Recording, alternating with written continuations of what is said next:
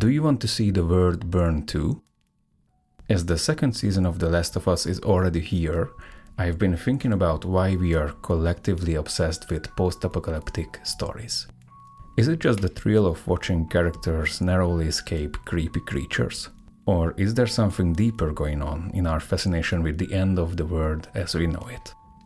Here's my theory. Part of us is secretly wondering if we might actually be happier after civilization collapses. Bear with me on this one, you will like it, I promise.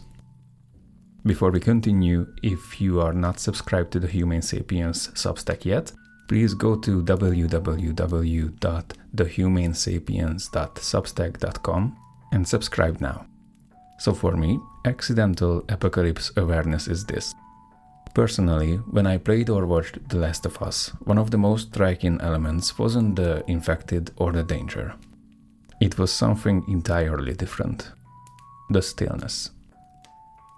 You know, those massive, empty cities reclaimed by nature, the profound silence when the clickers weren't nearby, or the crystal clear water outside the city, of course, not inside, and the absence of random strangers giving you side-eye for talking to yourself at the grocery store. In these fictional wastelands, life's problems get wonderfully simplified to food and water, shelter and sleep, and let's say basic hygiene. That's it. No emails, no performance reviews, no social media or FOMO, and no accidentally liking your ex's Instagram post from 2017. But what we secretly want is not the end of the world, it's presence. You see, when Joel is hiding from a clicker, he's not thinking about his credit card bill. He's not replaying that awkward thing he said at lunch 3 years ago. He is not spiraling about his career trajectory or whether he should have majored in something more practical than, let's say, medieval puppet theory. He's completely, utterly present in the moment. And isn't that exactly what mindfulness tries to teach us? Like to be fully present instead of time traveling between regrets about the past and anxiety about the future. And we all know it's a bit easier to stay mindful when you're surrounded by silence and nature instead of cars honking, for example. As a former military officer, I experienced a tiny taste of this simplified existence. During the weeks I spent in nature with minimal comforts, life became refreshingly straightforward. Complete the mission, take care of basic needs, and repeat. No wondering if that text message had a passive-aggressive undertone, no doom scrolling until 2 a.m., and of course no existential crisis in the cereal aisle trying to decide between 47 virtually identical brands of granola. It's really just you, your mission, and the fundamental necessities of survival. And honestly, it does wonders for your mind. It's really one of the 2 to 3 things I genuinely miss from that profession. So here's my question to you. Do you want apocalyptic mindfulness in your life? The good news is that we don't need society to collapse to experience this mental clarity. So what I did is I collected 6 techniques that will help you bring some post-apocalyptic mindfulness into your life. All of them are very simple and I'm sure that you will like at least 2 to 3 of them. The first one is digital blackouts. Like pretend the internet has been destroyed by fungal zombies for a few hours each day. Your brain will thank you. The second technique is nature immersion. You know, trees don't care about your work drama or social status. That's why being among them feels so damn refreshing.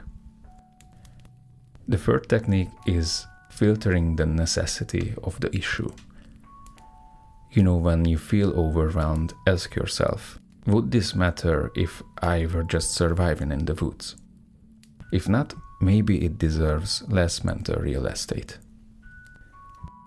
The next one is great too, it's present moment focus. You know, when anxiety hits, imagine it's a clicker. And you have to go around it and put some distance between you two without making any noise.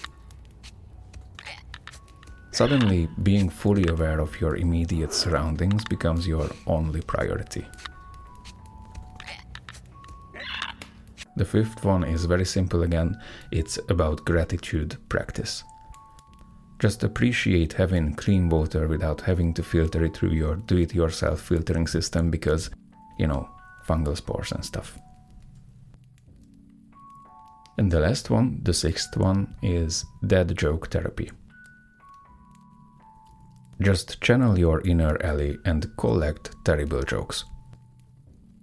Because as she proved during those tense Pittsburgh moments, even in the darkest times, asking why did the scarecrow get a promotion, because he was outstanding in his field, can create a moment of pure connection. And sometimes the lamest jokes create the most genuine smiles. And reading one when everything else feels hopeless can remind you that everything is temporary, like the pain that hits you when you hear a dad joke. Whenever you try any of these techniques out, please let me know how they go in a message or email or anything. And before we end this episode, I want to highlight that the mindful middle ground I'm suggesting is not about abandoning modern comforts and hoping for societal collapse. I'm rather attached to indoor plumbing, food delivery, and being able to go to the doctor. Thank you very much. But maybe our fascination with these stories is trying to tell us something important about what our minds are craving. Simplicity, presence, and connection to what's real and immediate. So the next time you find yourself strangely drawn to post-apocalyptic fiction, remember, it might not be the excitement of the end times you need, but the mental clarity that comes when everything unnecessary falls away. And that clarity is available right now, without the cordyceps taking over. What about you? Do you find a strange appeal in post-apocalyptic scenarios, or is it just me overthinking while rewatching The Last of Us for the third time? Hit reply or drop a comment on Substack or YouTube, anywhere, and see you in the next episode. This was Alex from the Humane Sapiens. Stay mindful and humane even if the world is burning. Take care. Bye bye.